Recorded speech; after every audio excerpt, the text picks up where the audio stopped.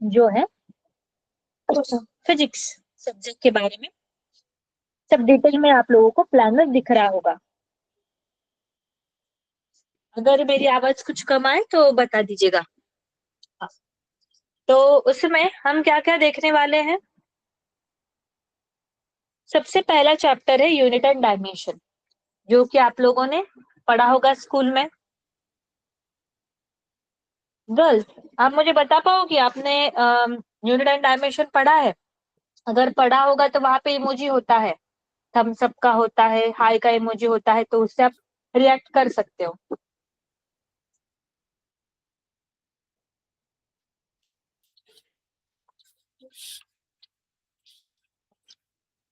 Hello साक्षी। आप लोग mic on करके भी रिस्पॉन्ड कर या फिर सकते या हैं। फिर मैं आप लोगों को देख पा रही हूँ। थम्स अप भी कर आप सकते अपना हैं। बेंच पे बैठ के भी हाथ रेज कर सकते हो। हाँ, मैं देख पा रही हूँ आपको। यस, ओके, यूनिट डायमेंशन आप लोगों ने पढ़ा है, बाकी गर्ल्स ओके। अगला हम देखेंगे मैथमेटिकल टूल्स। उसमें क्या क्या इंक्लूडेड है, उसमें इंटीग्रेशन, डिफरेंशिएशन, जो भी ट्रिग्नोमेट्री, जो भी मैथ्स हमें फिजिक्स के लिए इंपॉर्टेंट है उसके बारे में हम देखेंगे। Then we will learn the vectors, और उसके बाद हम स्टार्ट करेंगे रेक्टिलिनियर मोशन, मैकेनिक्स का पार्ट स्टार्ट करेंगे। तो उसमें कौन कौन से चैप्टर इंक्लूडेड है? There is a rectilinear motion, projectile motion, relative motion, उसके बाद न्यूटन लॉज ऑफ मोशन हम देखेंगे, फिर friction, work power energy, circular motion, rotational dynamics that is rigid body dynamics. Okay, ये मैकेनिक्स का पार्ट हो गया। उसके बाद हम कौन सा चैप्टर देखेंगे? Gravitation. Then we will move toward the elasticity, viscosity, fluid mechanics, surface tension. उसके बाद हम थर्मल सेक्शन स्टार्ट करेंगे। ओके, जनवरी के मंथ में देखिए यहाँ पे, जनवरी के मंथ में जो है थर्ड वीक में हम थर्मोडायनेमिक्स सेक्शन चालू करेंगे। तो उसमें हम kinetic theory of gas, thermodynamics पढ़ेंगे, calorimetry, thermal expansion, heat transfer. ये थर्मल सेक्शन हीट ट्रांसफर तक आता है, थर्मल मतलब हीट। ओके, उसके बाद सिंपल हार्मोनिक मोशन, एसएचएम, और then this the wave and sound wave. इतना हमारा जो है 11th फिजिक्स का क्या है, सिलेबस है। ओके, आप लोगों ने स्कूल में कब तक आपका, कहाँ तक आपका हो चुका है? मुझे लगता है कुछ रिलेटिव मोशन तक हो चुका होगा, या फिर NLM, Newton laws of motion तक हो चुका है। आप हाथ ऊपर कर सकते हो अगर हो चुका हो तो। हेलो, हो चुका है Newton laws of motion, good. Friction हो चुका है, good. Work power energy, okay. मतलब कहाँ फिर रोटेशन डायनामिक्स स्टार्ट होगा?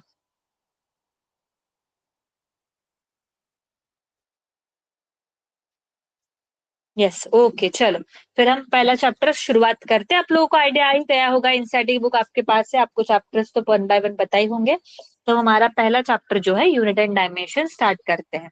तो देखो किस तरीके से पढ़ना है अभी आप लोगों को। आपको नोट्स में कॉपी करने की जरूरत अभी नहीं है। ओके, आप पूरा फोकस जो है वो, जो भी आपकी क्लासरूम में पीपीटी लगाया हो या फिर डिजिटल बोर्ड हो, उस पर आप पूरा फोकस करिए और वहां पे चीजों को देखिए और समझिए।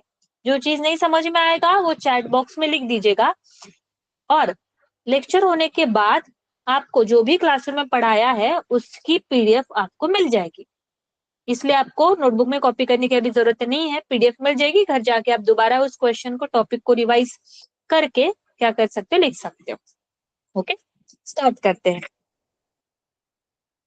संगरूर स्कूल ऑडिबल है?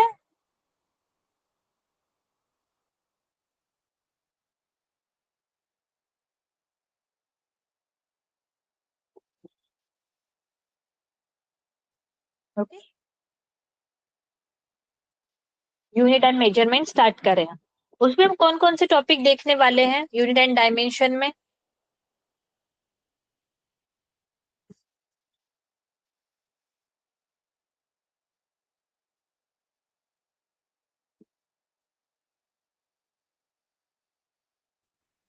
ओके, सबसे पहले physical quantity and their units, then measurement, then error, उसके बाद आता है सिग्निफिकेंट फिगर, उसके बाद देखेंगे dimensional analysis and its application.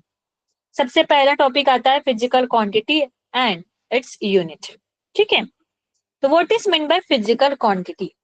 Simple language में अगर बोले तो फिजिकल क्वांटिटी मतलब वो क्वांटिटी जिन्हें हम क्या कर सकते हैं, मेजर कर सकते हैं, उन्हें क्या बोला जाता है, फिजिकल क्वांटिटी। फिजिकल क्वांटिटी मतलब वो फिजिकल क्वांटिटी जिन्हें हम क्या कर सकते हैं, कैन बी मेजर, मेजर कर सकते हैं, उसे फिजिकल क्वांटिटी बोला जाता है। जिस तरीके से अगर एग्जाम्पल में लिख दूं तो कौन कौन सा है, मास, लेंथ, टाइम, फोर्स, ये सभी चीजें क्या हो गई, फिजिकल क्वांटिटी। अगर मान लो मैं यहाँ पे मार्केट में गई, मैंने 1 kg मैंगो खरीदा, 1 kg टमाटर खरीदे, 1 kg एप्पल खरीदा, तो सभी चीजों में मैंने क्या मेजर किया है, ये क्या मेजर किया है मैंने, मास मेजर किया है। तो mass here is a physical quantity. Unit की अगर बात करते हैं, ठीक है, तो mass is a physical quantity we can measure by balance and weighing machine. Okay, उसके बाद यूनिट्स का क्या इंपॉर्टेंट है, यूनिट क्या होता है, जो भी कोई फिजिकल क्वांटिटी है उसे रिप्रेजेंट अगर हमें करना है तो दो चीजें लगती है। एक कौन सी चीज लगती है, एक लगता है हमें मैग्नीट्यूड, और दूसरा क्या लगता है, यहाँ पे यूनिट लगता है। अगर मैंने तुम लोग को ऐसे बोल दिया, यहाँ पे सिर्फ मैंने ऐसे लिख दिया 10, तो 10 को देख के आप लोगों को क्या लगेगा कि 10 इज जस्ट अ नंबर, 10 जो है इट्स जस्ट अ नंबर। पर अगर मैं 10 के आगे मीटर लिख दूं तो तुम्हें दिमाग में क्या आ जाएगा, अच्छा आप लेंथ के बारे में बोल रहे हो, लेंथ कितनी है, 10 मीटर।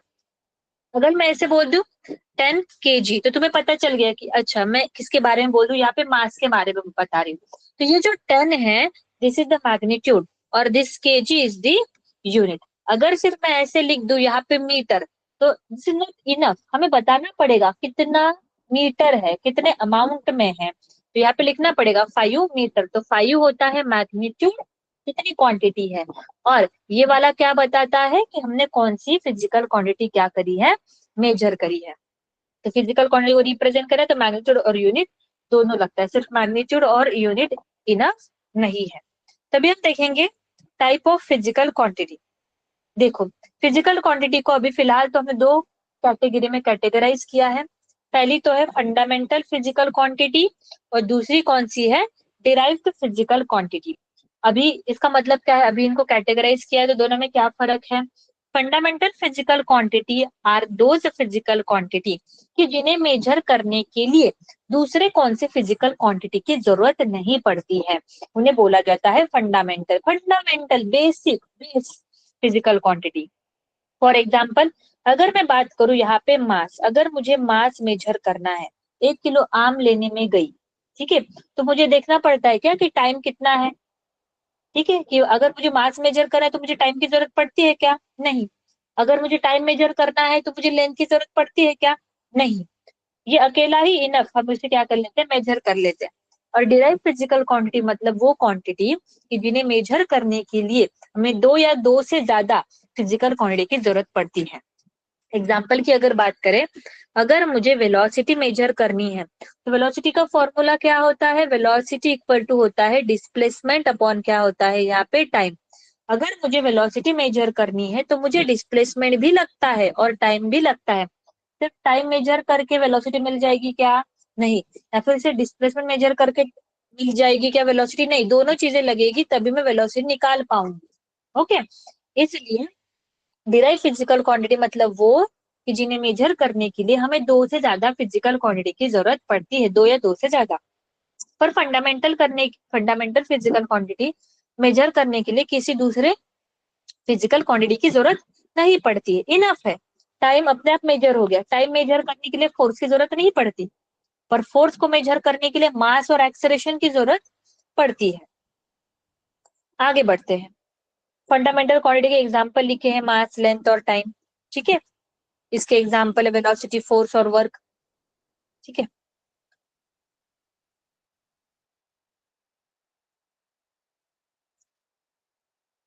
इसके बारे में कुछ कंपैरिजन नहीं पूछा जाएगा आप लोगों को। हम्म, चलो अभी representation of the physical quantity. देखो, अगर मैं बोल दूं कि यहाँ पे क्या लिखा है 1 मीटर। मान लो इस तरीके से कुछ एक वायर है, उसकी लेंथ कितनी है 1 मीटर। एक पर्सन 1 है, एक पर्सन यहाँ पे 1 है, उसने उसकी लेंथ कितनी मेजर करी 1 मीटर। और पर्सन 2 है, उसने उसकी लेंथ कितनी मेजर करी 100 सेंटीमीटर। दोनों चीजें सेम है क्या? यस, वायर तो वही है, मेजरमेंट भी सेम है। इसने 1 मीटर लिखा, इसने 100 सेंटीमीटर लिखा, दोनों ने सेम लिखा है। तो फर्क क्या है? दोनों ने जो रिप्रेजेंट करने का तरीका है वो क्या है, अलग अलग है। दोनों का रिप्रेजेंट करने का तरीका क्या है, अलग अलग है। दोनों ने भी एक ही वायर मेजर करी है, पर इसने रिप्रेजेंट करते समय मीटर यूनिट यूज किया, इसने सेंटीमीटर यूनिट यूज किया। दोनों भी यूनिट जो है वो किसके यूनिट है, यहाँ पे लेंथ के यूनिट है। ठीक है, तो एक ही फिजिकल क्वांटिटी के अलग अलग यूनिट हो सकते हैं। ठीक है, तो हम सिस्टम डिफाइन करते हैं। ठीक है, सिस्टम, यूनिट्स की सिस्टम। ठीक है, आप लोगों ने सुना होगा कौन कौन सी होती है, सीजीएस सिस्टम, उसके बाद कौन सी होती है एमकेएस सिस्टम, उसके बाद क्या होती है एफपीएस सिस्टम, उसके बाद कौन सी होती है एसआई सिस्टम। तो सीजीएस सिस्टम के अंदर यहाँ पे लेंथ, मास और टाइम की बात करते हैं। सीजीएस सिस्टम के according length centimetre, mass gram, time second में। एमकेएस सिस्टम के according length metre, KG, second. FPS किसमें होता है फुट, पाउंड और सेकेंड में। और एसआई सिस्टम में मीटर, केजी और सेकेंड। अलग अलग सिस्टम है, हर कोई अपनी अपनी सिस्टम यूज कर सकता है। इसने कौन सी सिस्टम यूज करी, मान लो ऐसा यूज करी, इससे कौन सी यूज करी सीजीएस यूज करी। आंसर तो बराबर है, रिप्रेजेंट करने का तरीका अलग अलग है। तो कंफ्यूजन नहीं हो इसलिए हमने यूनिवर्सिटी ये वाली सिस्टम जो है एसआई सिस्टम उसको क्या किया है, एक्सेप्ट किया है। एसआई सिस्टम हमें क्यों बनानी पड़ी, बिकॉज ऐसे बहुत सारे फिजिकल क्वांटिटी है जिनके यूनिट हम ये जो ऊपर वाले सिस्टम है उनसे बता नहीं पा रहे हैं, इसलिए हमने एसआई सिस्टम जो है वो क्या करी, डिजाइन करी। समझ में आया? देखो फिजिकल क्वांटिटी जरूरत पड़ती है मैग्नीट्यूड और किसकी, यूनिट की। तो हमें यूनिट कन्वर्जन आना चाहिए, एक सिस्टम में दूसरे सिस्टम में कन्वर्ट करना। देखो दिस इज द मैग्नीट्यूड और ये क्या होता है यहाँ पे यूनिट, मैंने बताया आप लोगों को। तो अगर ऐसे लिखा जाए N1 U1, तो N1 क्या होता है, देयर इज मैग्नीट्यूड, U1 क्या होता है, उसका यूनिट होता है। कोई भी फिजिकल क्वांटिटी है, अगर मैं ऐसे लिख दूं यहाँ पे 10 मीटर इक्वल टू क्या हो जाएगा बताओ, 1000 सेंटीमीटर। तो दोनों वैल्यू सेम ही है, तो ये क्या हो जाएगा, ये N1 U1, ये क्या हो जाएगा N2 U2। ये कौन सी सिस्टम यूज करी, मान लो मैंने एसआई सिस्टम, और ये किसमें सीजीएस सिस्टम में मैंने क्या किया है, रिप्रेजेंट किया है। क्योंकि 1 मीटर इक्वल टू क्या होता है 100 सेंटीमीटर, 1 मीटर का सेंटीमीटर में कन्वर्ट करना है, मल्टीप्लाई बाय क्या करेंगे हम लोग 100। आगे बढ़ते हैं।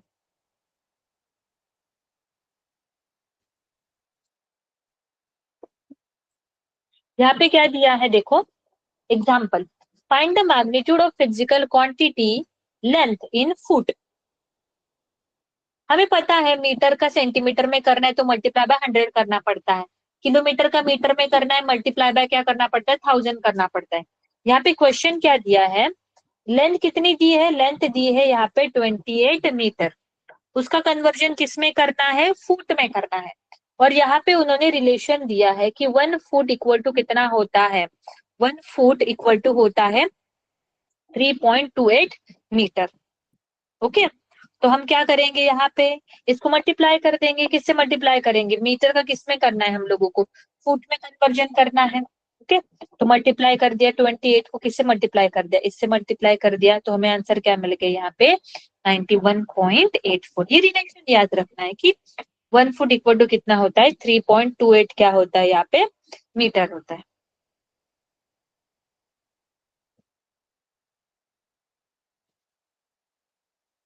चलो आगे बढ़ते हैं।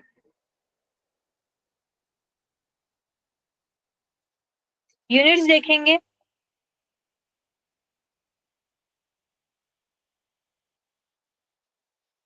सिस्टम ऑफ यूनिट्स अभी जस्ट हमने देखा, एमकेएस, सीजीएस, एफपीएस, तो उसमें यही चीज है।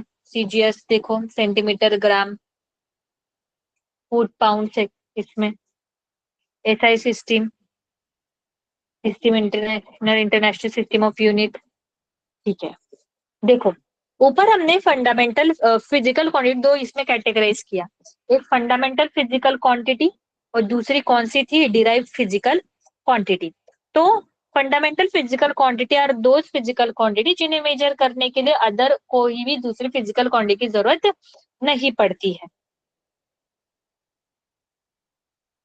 ओके, तो यहाँ पे देखो, there are the 7 fundamental physical quantity and the 2 supplementary units. Okay, तो 7 फंडामेंटल क्वांटिटी कौन कौन सी है, पहले आती है लेंथ, उसका यूनिट क्या है, मीटर, यूनिट का सिंबल क्या है, एम।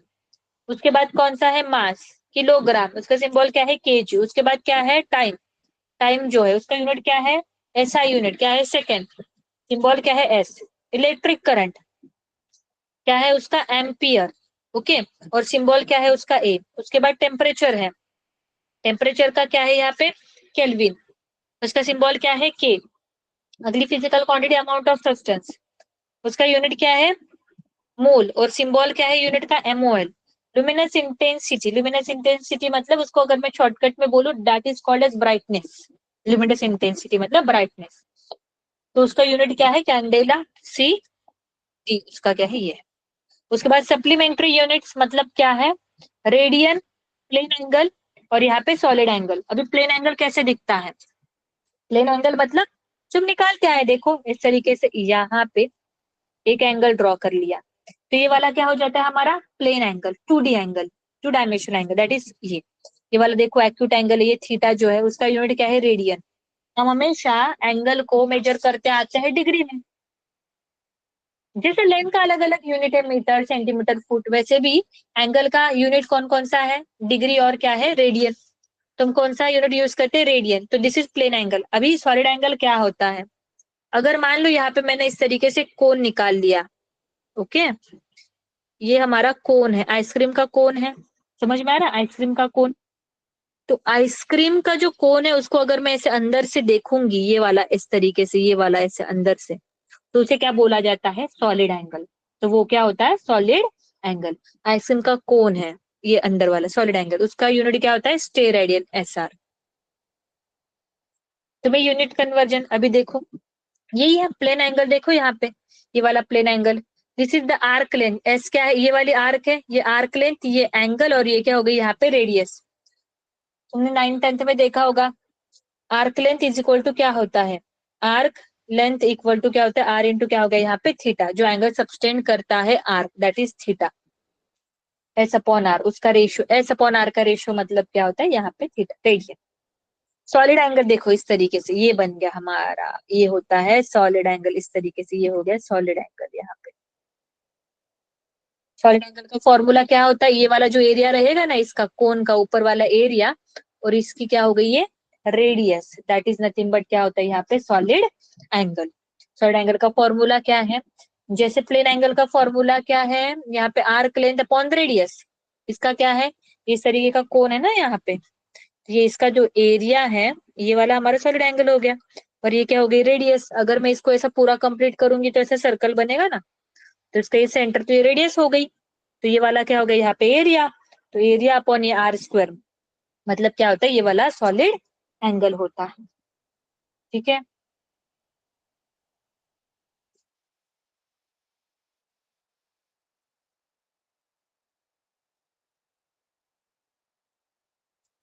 ये मेथड्स हम देखेंगे नेक्स्ट वाले लेक्चर में। भी हम दूसरे टॉपिक की तरफ जाते हैं।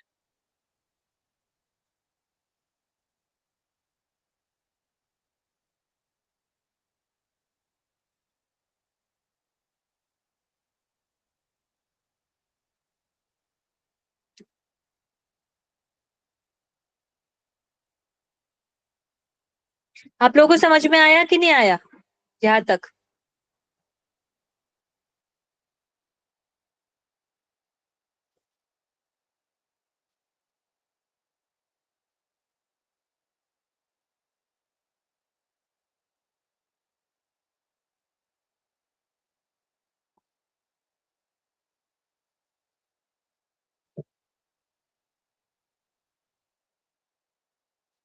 चलो,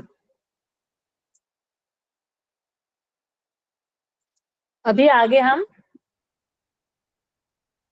डायमेंशन निकालना सीखते हैं। ओके, डायमेंशन सबको निकालते आता है? What is mean bye dimension? पहले तो ये समझते हैं कि हम डायमेंशन क्यों निकालते हैं। ठीक है, तो डायमेंशन हम निकालते हैं to represent the any physical quantity, to represent the any physical quantity in the form of fundamental physical quantity।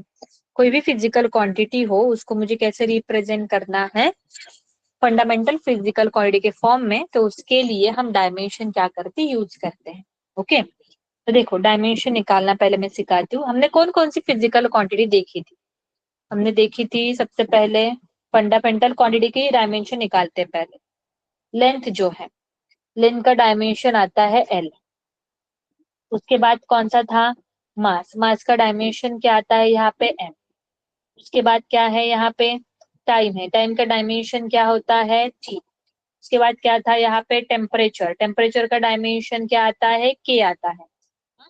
Some books में ऐसे थीटा करके भी डिनोट किया जाता है, हम के यूज करेंगे। ओके, उसके बाद क्या था यहाँ पे? करंट देखा था हमने। करंट का डायमेंशन आता है ए, या फिर किसी बुक में क्या दिया जाता है? आई।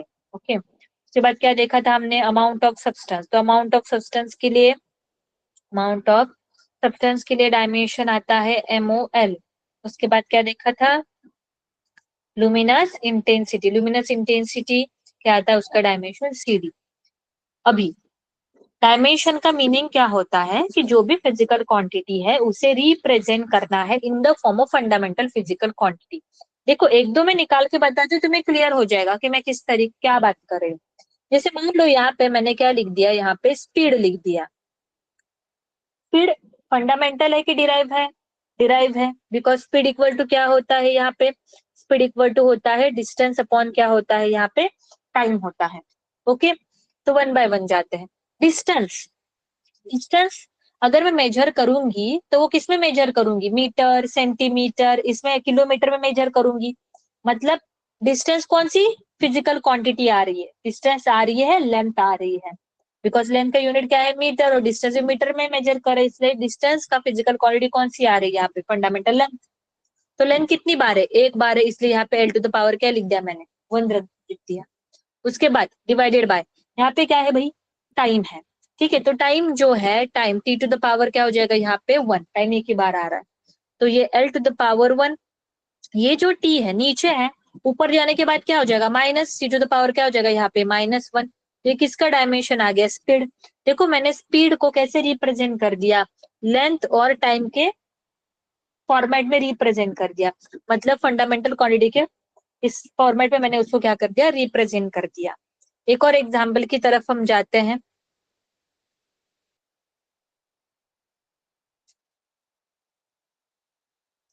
दूसरा अगर हम एग्जाम्पल ले, यहाँ पे मान लो दूसरा एग्जाम्पल मैं कौन सा ले रही हूँ?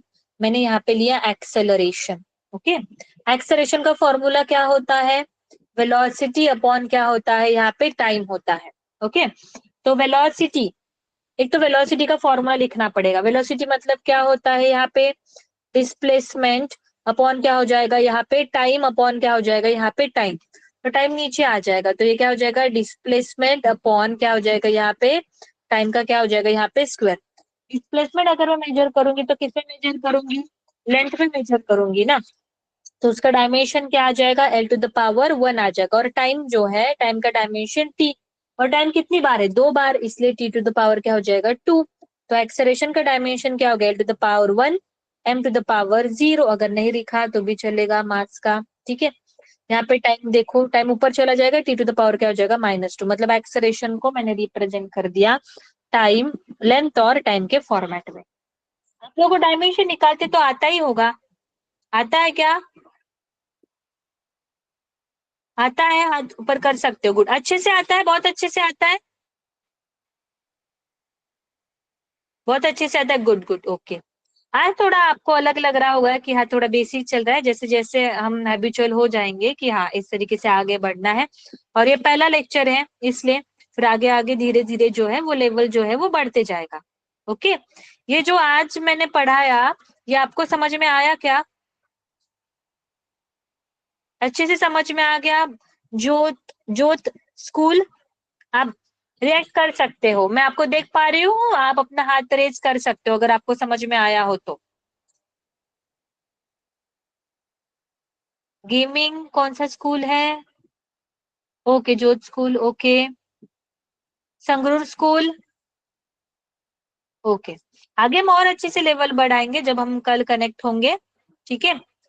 तो कल टाइम से कनेक्ट होगा थोड़ा, और यूनिट एंड डायमेंशन थोड़ा रिवाइज करके आइए अपने जो स्कूल के नोट्स होंगे उसमें से, फिर हम आगे बढ़ेंगे।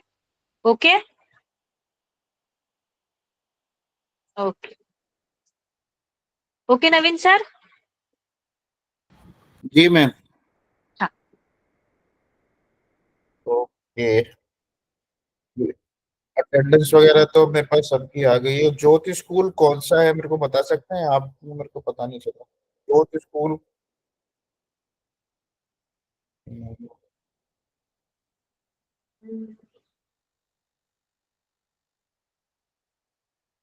ज्योति स्कूल, आप कौन से स्कूल से हैं? ज्योत बेंस।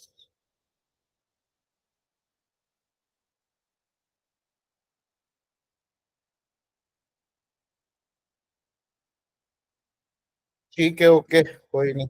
आप आपकी सेकंड क्लास का लिंक होगा, आप उस पर ज्वाइन कर लीजिए। Okay, bye.